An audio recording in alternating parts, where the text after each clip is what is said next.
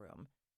Show any interest and she'll happily start lecturing about the different tasting notes in German versus Belgium versus English beers and all sorts of beer trivia. After discussing the beer, Ash poured me a pint. As she handed it over, she said, "How are things going at the bookshop?" "We're unbelievably busy, but that's good, right?" My grandfather, who'd started the bookshop and ran it until passing it over to me last year, was in town and ready to help if needed, but I wanted to show him I could run the shop solo and that his faith in me was warranted. Better than the opposite. True that.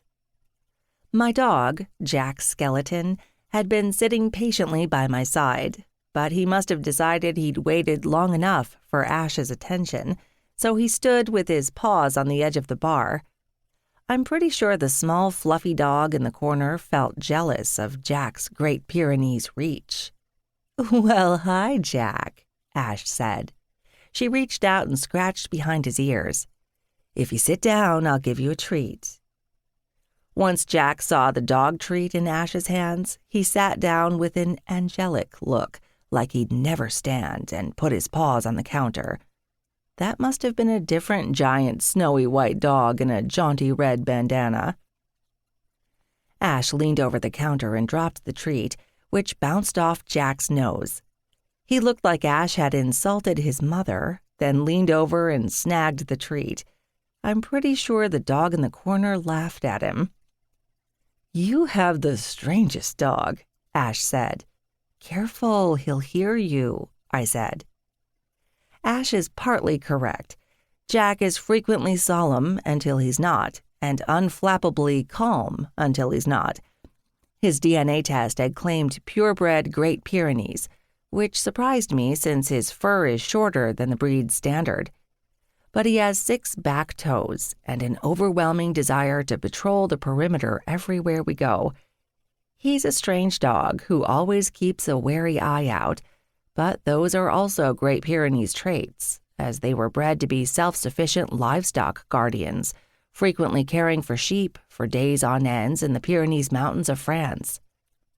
Some days, I suspected Jack saw me as his sheep. "You can't mock the dog," a voice said behind me. "He's an angel." Colby, a.k.a. my best friend, had arrived. She joined me at the bar, and Jack immediately leaned his head into her hip. Her black hair was pulled back into a swishy ponytail, and her Elyan Community Library polo shirt had an uncharacteristic dusting of glitter. "Trouble during craft hour?" I asked. "I told the head librarian that we should ban glitter." "Glitter is the herpes of the craft world," Ash said. "You're going to find it in the books for years." "Gross." Colby ordered an IPA, and as Ash poured it, a man I didn't recognize walked up to the bar. His eyes scanned the list of beers on draft with a quizzical expression. He asked, "This is a deli, right?" Which was a fair question, given the word deli in the business name. Ash smiled. "Sorry, we only have beers on draft, but you can bring food from one of the cafes down the street or from the food cart out back into the tap room. The cart's pretty awesome." Colby slid a reusable lunchbox to me. I glanced inside to see a few end chunks of gourmet cheese on a gel ice pack. "Gift from my mom. Just remember to return the container," Colby said. Her parents own the local cheese shop, Ghostly Gouda. "She knows this is a tough week. She asked me to tell you that you'll love the assortment she's putting together for the party on Friday, so don't fret. She'll do you and the festival proud." "I don't doubt your parents' cheese skills," I said. So I knew I shouldn't triple-check what they planned to bring, even though I wanted to. Everything needed to be perfect for my festival and the 3 fantastic writers scheduled to come. The weekend would go well. It had to.